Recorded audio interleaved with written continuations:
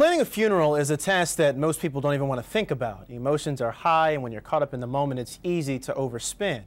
Kelli Grant is Senior Consumer Reporter for SmartMoney.com. She joins us this morning with some tactics to get the most for your money. Kelli, good morning to you. Good morning. This isn't the idea of a cheap funeral, but trying not to spend money that's unnecessary, and the first step here is planning.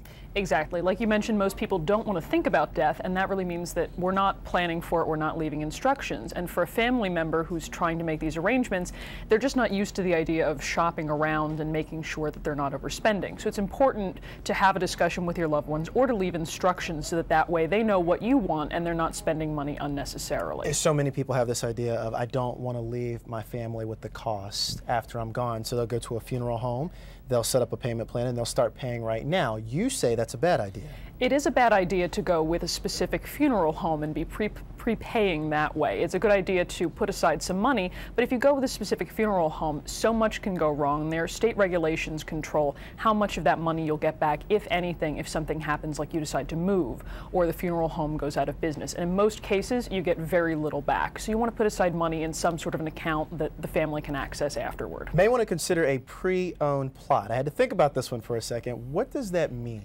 It's a little bit of a weird idea, but most people now, you would buy a burial plot while you're alive and spend a couple of years paying for it.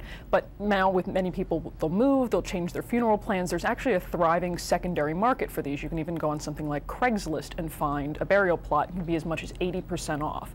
But of course you want to be roping the funeral home, or not the funeral home, sorry, the cemetery into this decision to make sure that that title is properly transferred. What about these families, I know my family is also one of them, that have this idea of using one particular funeral home? That is a very common thing. Most people will use the funeral home their family last used, and it's not a great way to go, just simply because you can be paying for the same service. It can have very, very different costs depending on where you go. Even just within Burlington, Vermont, the Funeral Consumers Alliance found that a simple cremation could cost as little as $1,200 or as much as $3,000 for the exact same service. Amazing. So shop around a little bit in this case. And besides the funeral itself, the most expensive thing after that is the casket. It is, and that's something that can run thousands of dollars, but the FTC's funeral rule gives consumers the right to, basically shop around for a casket and use any of them, and the funeral home has to accept it, and they can't charge you an extra fee for taking a casket from outside. And a lot of even the coffin manufacturers will direct you to places like Costco, which will sell these for about 15 to 20% less than you'd find them elsewhere. Certainly not the best topic to talk about, but it is very real, life and death for that matter. Kelli It is Grant very necessary. from SmartMoney.com. Thank you so much for joining us this morning. We appreciate it. Thank you.